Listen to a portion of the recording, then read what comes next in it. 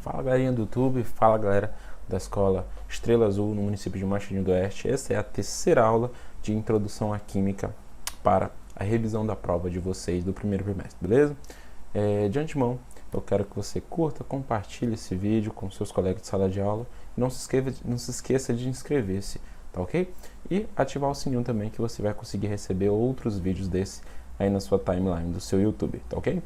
E se você não é aluno da Escola Estrela Azul, continue assistindo esse vídeo também, que isso vai esclarecer com certeza a dúvida que você tem sobre a teoria atomística, que é o título que vamos trabalhar agora.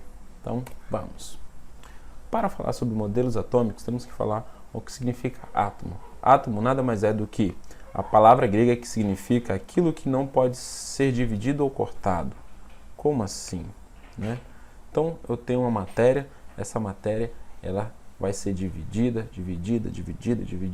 em várias partes, só que vai chegar um momento em que essa última partezinha não vai ser possível dividi-la e nem ser cortada. A esta última partezinha, ou essa última partícula, Demócrito deu o nome de átomo. Átomo, aquilo que não pode ser dividido ou cortado, tá bom? Mas com o passar dos anos, Demócrito era um filósofo e ele não conseguia fazer experimentos científicos, até porque a ciência ainda basicamente não se existia nessa época, né? Mas depois de muitos e muitos anos surgiu a ciência, o iluminismo abriu a porta das ciências, tá ok? E a partir daí começamos as experimentações científicas. E aí vieram os cientistas voltaram a pesquisar sobre os átomos, sobre a matéria, sobre o que é constituída a matéria. Um dos primeiros cientistas foram John Dalton e vieram outros. Então vamos falar aí de 4 cientistas que trabalharam aí na modelagem atomística, tá ok? Então vamos lá. O primeiro modelo atômico foi elaborado por John Dalton. John Dalton, na época dele, também não existia, a ciência não era tão evoluída e ainda não existia, como eu posso dizer? Ainda não existia o método científico, não era possível fazer experimentos, porque na época dele ainda não existia tecnologia suficiente para fazer experimentos científicos relacionados ao átomo, tá? Mas como é que ele conseguiu produzir este modelo atômico? Simples, sobre observações dos fenômenos da natureza, observando os efeitos químicos de soluções, misturando soluções, verificando o peso dessas soluções, ele conseguiu elaborar este modelo atômico conhecido como bola de bilhar. Então, o modelo atômico bola de bilhar é do John Dalton, ok? Quais são as características deste modelo atômico elaborado por John Dalton? É uma esfera maciça, ou seja, não existe uma região vazia no seu interior. É maciço, todo ele, ok? E é uma esfera, ele é redondinho, uma partícula esférica e maciça. Indivisível, né? Sendo que ele pegou essa ideia lá de Demócrito dizendo que era indivisível, não era possível ainda dividir essa micropartícula, tá certo? Indestrutível e sem cargas. Embora John Dalton tenha modelado, tenha trago para nós esse primeiro modelo de átomos, ele não conseguia explicar vários fenômenos da natureza, tá? Justamente por conta dessa não existência de cargas. Porém, ele também não conseguiu fazer nenhum experimento para poder exemplificar esses vários fenômenos da natureza que não era possível explicar com esse modelo dele, ok? Mas com o passar do tempo surgiu a eletricidade e surgiu também várias tecnologias para fazer experimentos elétricos, ok? Então J.J. Thomson acabou aproveitando isso e voltou à teoria atomística. Ele, a partir de um experimento chamado de tubo de raios catódicos, ele acabou descobrindo, na verdade, algumas características que John Dalton não conseguiu descobrir nos átomos, tá? O que ele descobriu? O que John Dalton descobriu? Que era uma esfera, continuava dizendo que era uma esfera, só que positiva incrustada de elétrons com carga negativa. Lembra? John Dalton disse que era uma esfera maciça sem cargas. Já J.J. Thomson, quando surgiu aí a experimentação científica, ele conseguiu usar a eletricidade para fazer experimento, ele verificou que os átomos não eram mais uma esfera maciça, e sim uma esfera positiva, ou seja, tem uma carga aí positiva incrustada de elétrons. Ele descobriu uma partícula chamada elétrons, que tem carga negativa. Logo, o átomo de J.J. Thomson já era com carga, tá ok? Divisível porque se divide na parte positiva e negativa, neutra porque o positivo anula a parte negativa, tá ok? Assim como um ímã no lado norte anula o lado sul dele e ele fica sendo neutro. E maciça ainda porque acaba sendo uma esfera. Embora seja incrustada ali de elétrons, ele não tem nenhum espaço vazio no seu interior, beleza? O nome desse modelo que J.J. Thomson propôs, ele chamou ou apelidou, né, carinhosamente, de pudim de passas. Vai ver que lá onde ele vivia existia esse tal de pudim de passas. Eu não conheço, mas a gente pode fazer uma analogia aí a uma melancia, seja a parte de fora, a parte maciça seria, né, a casca seria aí a parte positiva e as sementes seriam a parte negativa, tá ok? Então vamos para o próximo. Com o passar dos anos, passaram mais anos e foi descoberto, na época de Ernest Rutherford, já se sabia da existência de um fenômeno conhecido como radioatividade. Essa radioatividade, Ernest Rutherford utilizou para tentar provar ou até mesmo refutar um modelo atômico anterior de J.J. Thomson, tá? E com esse experimento que ele fez, ele conseguiu descobrir que o átomo, ele deixou de fato, ele nunca foi maciço. Na verdade, existem espaços vazios na sua estrutura. Como assim? O núcleo, ele descobriu também que o núcleo positivo é rodeado por uma eletrosfera negativa. Ele continua tendo um núcleo ali positivo, uma massa negativa, só que em vez de ser incrustado de elétrons negativos no seu núcleo, vai existir um núcleozinho, tá certo? E em volta dele os elétrons vão estar girando loucamente para um lado e para o outro, né? Sendo ele negativo, tá ok? Divisível ainda é divisível, esfera e núcleo dividiu aí as duas as partes principais do átomo, que é núcleo e eletrosfera. Ele deu essa divisão inicial, tá ok? Continua sendo neutro porque o positivo anula a parte negativa. Ele chamou esse modelo de modelo sistema solar, porque parece um sisteminha solar, com o Sol no meio e os planetas em volta, tá ok? Aí, logo depois, no mesmo ano, bem próximo, o cientista Niels Bohr disse que não seria possível o elétron, sendo negativo, girar em volta do núcleo, ou ficar em volta do núcleo sem ser atraído pela parte positiva no núcleo. Ou seja, o elétron iria cair no núcleo e o átomo iria colidir e não ia funcionar. Então ele propôs um novo modelo, baseado no modelo de Rutherford. Qual foi? O núcleo positivo rodeado por uma eletrosfera negativa, e isso permaneceu. Ainda divisível em eletrosfera e núcleo e neutro, tá ok? Mas o que ele propôs a mais foi que a eletrosfera é dividida em camadas, certo? Em vez de ser igual em Rutherford, em vez de ser tudo bagunçado, girando em volta de todo jeito, os elétrons eles vão girar em uma camada, em uma órbita própria deles, o que confere uma energia especial, fazendo com que ele não venha a cair no núcleo, e sim ficar rodando igual os planetas giram em torno do Sol, tá bom? E esse modelo ele chamou de modelo planetário, tá ok? Então foram esses quatro os cientistas que pensaram nos modelos atômicos atuais. Mas como assim? Na verdade, John Dalton foi refutado por J.J. Thomson. J.J. Thomson foi refutado por Ernest Rutherford, e Bohr ajudou Ernest Rutherford no seu modelo atômico, sendo que o modelo atômico atual mais aceito é chamado de modelo Rutherford-Bohr, a união de Rutherford com Bohr, tá ok? Mas vamos em frente. O átomo, já descobrimos aí como é que provavelmente é o átomo, porque não é possível ver o átomo, né? Ele é muito pequeno, não existe nenhuma tecnologia atual que faça com que a gente observe o átomo, certo? Então a gente a gente só consegue imaginar e esboçar, criar modelos a partir dos fenômenos e das experimentações científicas em laboratórios, tá ok? Então, vamos lá. Então, a gente conseguiu, a partir de várias experimentações científicas, dizer quais são as estruturas e qual é o formato do átomo. Então, vamos trabalhar agora, vamos da parte das estruturas atômicas. O modelo atômico mais aceito, para fins didáticos, tá, é conhecido como Rutherford-Bohr, como eu falei anteriormente. Né? Depois de Rutherford, depois de Bohr, vieram vários outros cientistas e descobriram várias outras estruturas no átomo, tá ok? Mas, para o momento, para o 9º ano, a gente vai trabalhar apenas com o modelo Rutherford-Bohr, tá ok? Então, após vários outros experimentos, o modelo atual conclui que o átomo é formado por duas estruturas principais.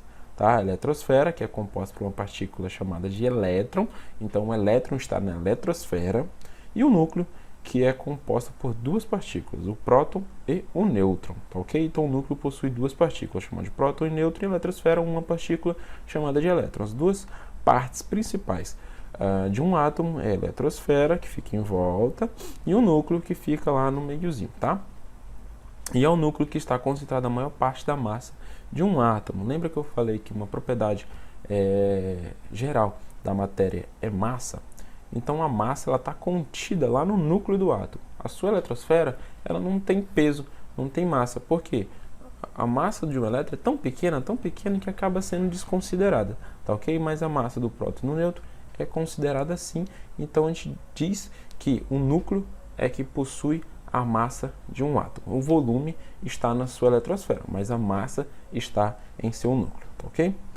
A massa de um elétron é muito pequena e, portanto, desconsiderada, como eu falei para vocês.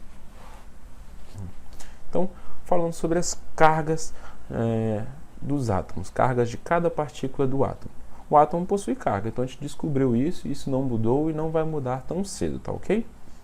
O elétron possui carga negativa. Isso é importante se lembrar, porque quando a gente estiver falando lá de íons e cátions, a gente vai conseguir entender melhor, tá bom? O elétron possui carga negativa, um sinalzinho de negativo, de menos. O próton possui uma carga positiva, tá bom? Então, um sinalzinho de mais. E o nêutron possui uma carga neutra, né? Um sinalzinho de zero cortado, mas eu não consegui fazer, então fica isso aí mesmo, ok? Em um átomo, naturalmente, existe a mesma quantidade de prótons, né? De prótons e de elétrons. Então, a mesma quantidade de prótons e a mesma quantidade de elétrons. Se num elemento, por exemplo, carbono, existirem 6 prótons, eu vou ter 6 elétrons. Isso num átomo que está instável, tá bom? Que ele está quietinho lá, sem fazer ligação nenhuma com outro átomo. Mas a gente vai ver que na natureza isso não existe, tá? Os átomos estão sempre fazendo ligações com outros átomos para formar os elementos, ok? Então vamos em frente. As cargas elétricas dos átomos. Um acento, Mike. Esse professor tá difícil, hein? O átomo é naturalmente neutro, foi o que eu falei. Então ele tá sempre, as suas cargas estão sempre se anulando, ele se torna neutro, tá? Porém, em algumas situações o átomo pode ganhar ou perder elétrons, deixando de ser neutro. Ou seja, se ele tem um elétronzinho lá na sua eletrosfera, que é onde ficam os elétrons, ele pode estar ganhando de um outro átomo, ele pode estar perdendo um elétron. Quando ele ganha ou perde, esse átomo é chamado de íon, tá bom? Se ele ganha ou perdeu, é chamado de íon. O que é um íon? Íon é quando um átomo ganha ou perde elétrons, ou seja, ele deixa de ser neutro e passa a ser carregado mais positivamente ou mais negativamente. Lembra que eu falei que os elétrons e os prótons têm sua carga? Né? O átomo tem carga, então se tem mais elétrons, se ele ganha elétrons, ele fica carregado negativamente, porque vai ter mais elétrons do que prótons. E se ele perde elétrons, então ele vai ter mais prótons do que nêutrons, ou mais prótons do que elétrons. Logo, ele vai ser carregado positivamente. Ok? Então, mas vamos lá. Ele é um íon porque ganhou ou perdeu o elétron. Mas se ele perdeu o elétron, né? Qual é o nome dele? Ele vai ter um nome especial. Então, ele vai ser quando o átomo perde elétrons, fica carregado positivamente, ou seja, fica com mais prótons em seu núcleo. Certo? A este damos o nome de íon, porque ele ganhou ou perdeu, tá? Mas no caso, como ele perdeu elétrons, ele é chamado de íon cátion, mais prótons do que elétrons, beleza? Mas quando um átomo ganha elétrons? Porque pode ser que ele ganhe elétrons sim, tá ok? Fica carregado mais negativamente, ou seja, vou ter mais elétrons do que prótons. A este damos o nome de íon ânion, ok?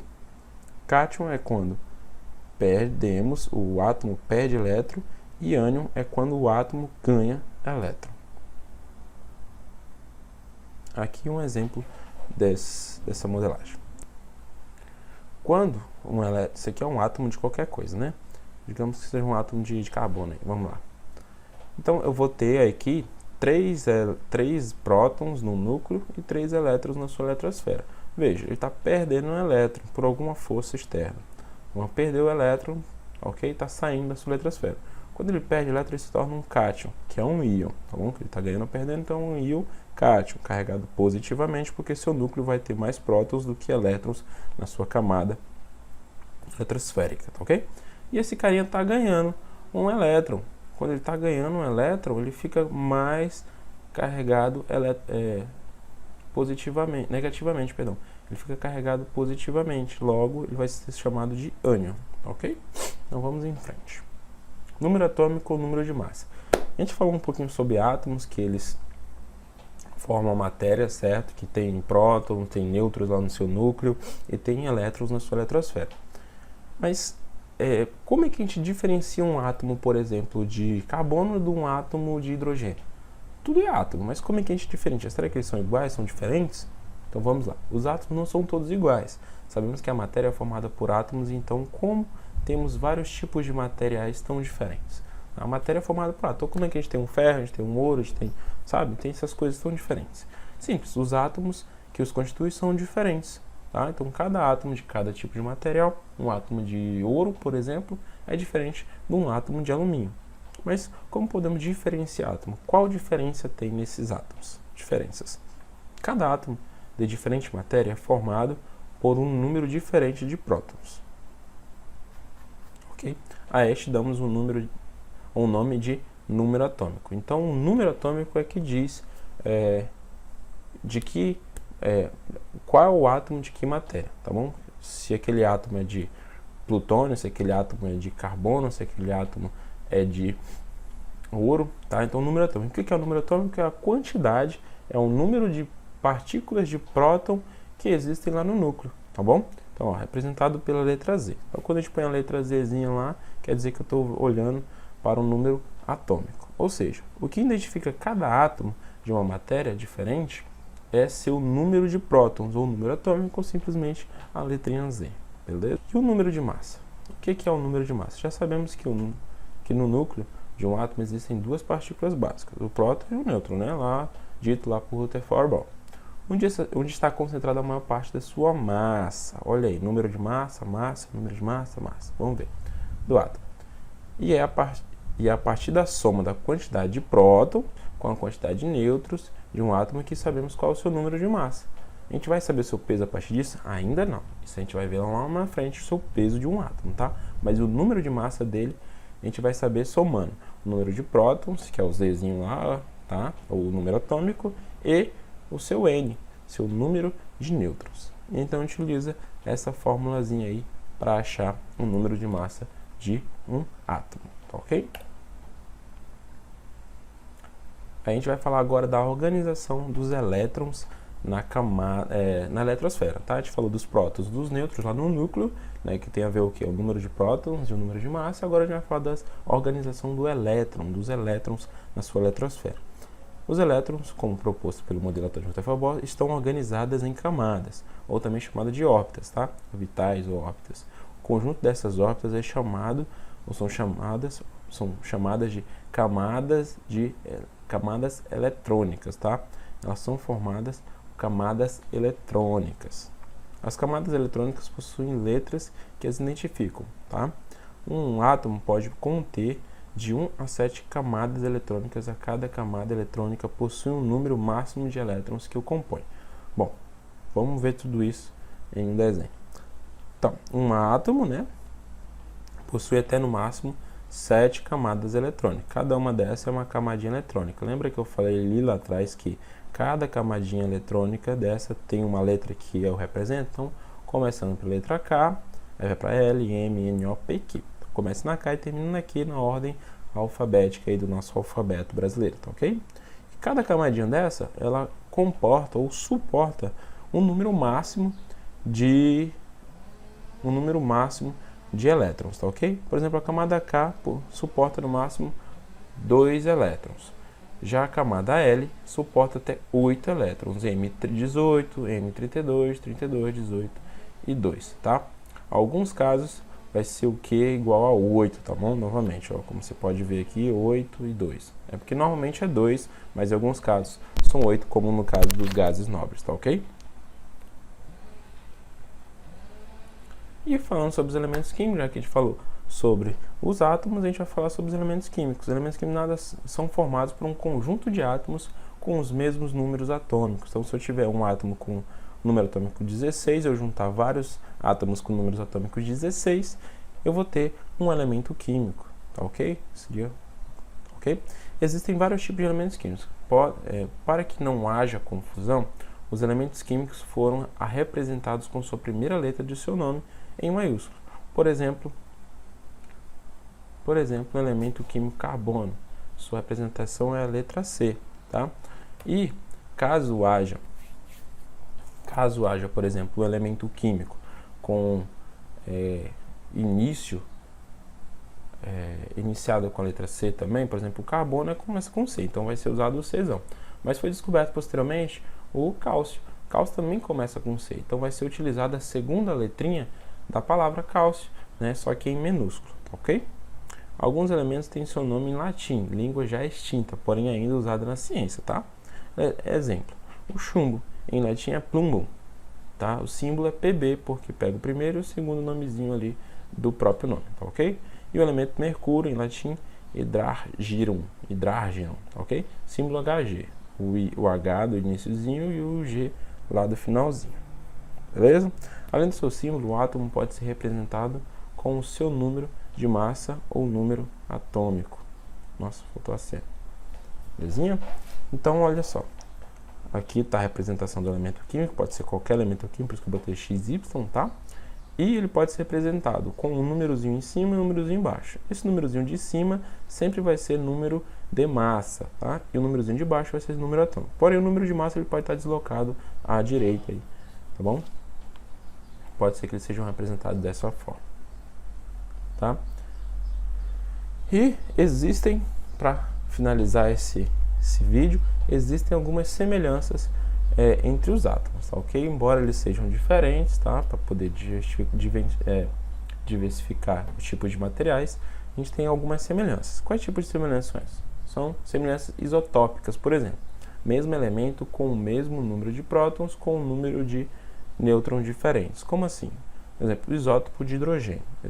Todos esses três são hidrogênio, tá? Porque tem um elétron e um próton. Então, isso classifica um elemento químico hidrogênio. Porém, eu posso encontrar um hidrogênio com um elétron, um próton e um nêutron, tá ok? Um nêutronzinho lá. Ou posso encontrar um hidrogênio aí no espaço ou na Terra mesmo com um elétron, um próton e 2 nêutrons, tá? Isso eu vou estar mudando. Todos eles aqui, ó, todos os três tipos de hidrogênio têm um elétron e um próton. O que vai mudar é a quantidade de nêutrons, olha só, mesmo número de prótons com um número de nêutrons diferentes. Se ele for o mesmo número de prótons, ou seja, ele é o mesmo elemento. Agora, se ele tiver número de nêutrons diferentes, isso vai ser um isótopo daquele elemento, tá ok? Temos também os isótonos. Olha só uma dicasinha. Isótopos, tá vendo esse Pzinho? P de prótons, tá ok? Tá vendo esse Nzinho de isótonos? Então é um N de nêutrons, exatamente. Parabéns, vocês são inteligentes, hein, amigos? E rápidos também. Elementos diferentes com o mesmo número de nêutrons, ou seja, eu tenho um elemento diferente, tá? Seja qual for o elemento, eu vou ter o mesmo número de... Veja, para me achar o número de nêutrons, tem que usar a formulazinha.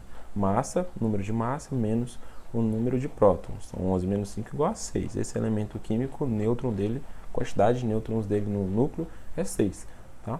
E esse outro elemento, eu tenho massa e número atômico diferente. Logo, ele é um elemento diferente. Porém, o número de nêutrons é igual, porque 10 menos 4 é igual a 6. Os dois têm 6 no seu número de nêutrons, portanto, ele é um isótonos, ok?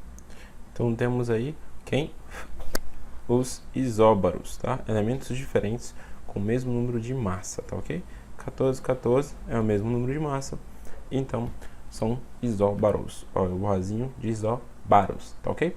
Agora, com isso eu finalizo esta aula de introdução à química, tá ok? Essas 3 aulas aí vão servir para você fazer aí essa sua provinha bem tranquilamente, beleza? Não deixe de curtir, não deixe de se inscrever, não deixe de compartilhar, beleza? Comente também, tá ok? Se você gostou, dê o like, se você não gostou, dê o dislike, mas principalmente assine, ative o sininho para poder receber mais videoaulas como essa. Valeu, tchau, tchau.